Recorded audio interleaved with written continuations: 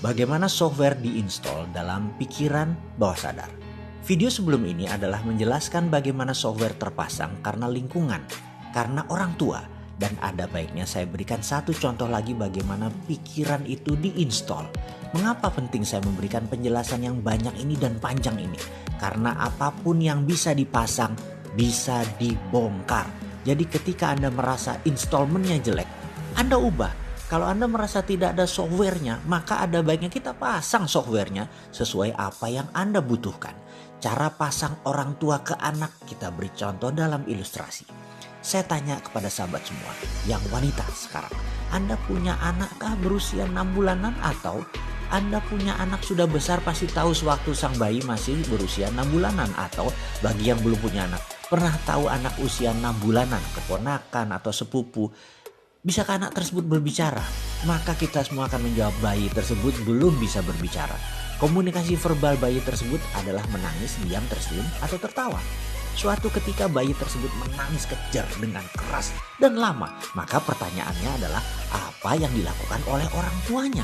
Ada banyak jawaban atas pertanyaan ini. Mulai dari diganti popok, diajak bermain, dikasih nenen, dan lain sebagainya. Dan disinilah pertama kali database mulai dimasukkan oleh orang tuanya. Di Indonesia, dalam catatan aplikasi psikologi, anak bayi yang menangis oleh orang tuanya 80% pasti dinenenin atau dikasih susu. Sementara di Jepang, di Amerika, di beberapa negara Afrika, di Eropa budayanya lain lagi. Karena merasa sudah dilihat tidak pipis, belum waktunya makan, tidak ada masalah fisik yang berarti, aman dalam box, banyak orang tua hanya memainkan dan mengajak komunikasi sang bayi. Bayi pun begitu tidak diam, diteruskan mainnya atau malah terus diajak berbicara. Inilah yang kemudian hari di Indonesia banyak anak yang menggunakan tangisan sebagai senjata mempengaruhi orang tuanya. Karena tidak dibiasakannya bernegosiasi, dibiasakan dituruti keinginan anak. Sehingga menjadi demanding anak tersebut, menjadi sangat banyak maunya anak tersebut. Ada lagi yang harus diperhatikan, ada software lain yang dipasang oleh orang tua pada sang anak dengan ngegampangin, dengan nenenin tadi. Pertanyaan, mengapa bayi tadi menangis? Kita bahas satu persatu kemungkinannya. Karena lapar, karena kepanasan, karena kedinginan, karena pipis, tidak nyaman, kesepian, atau mau main, dan lain sebagainya. Intinya karena komunikasi belum banyak, vocabulary-nya masih belum banyak, maka pilihan dia adalah menangis. Sekali lagi, menangis karena ada masalah. Ini kita kunci dulu dengan satu huruf kapital. Ada masalah. Disinilah software orang tua pasang di anak dalam bahasa pemrograman.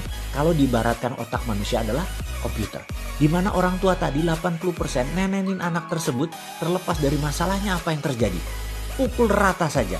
Inilah program yang dipasang oleh orang tuanya. Nak, kalau ada masalah dalam hidupmu, masukkan sesuatu ke mulutmu. Software ini dipasang pada pikiran bawah sadar sang anak sampai dewasa, di mana setiap ada masalah dalam kehidupannya, mulailah dia memasukkan sesuatu ke mulutnya. Baik itu makanan, minuman, merokok, gigit jari, gigit pensil, apapun masuk ke mulut untuk tenang. Seperti nenenan sang ibu. Tidak heran masalah memasukkan ke mulut tadi makanan yang terbanyak. Dan membuat populasi Indonesia di atas 30% adalah overweight, masalah terbanyaknya. Jadi ada juga mereka jadi karena ketergantungan minum atau alkohol dan lain sebagainya.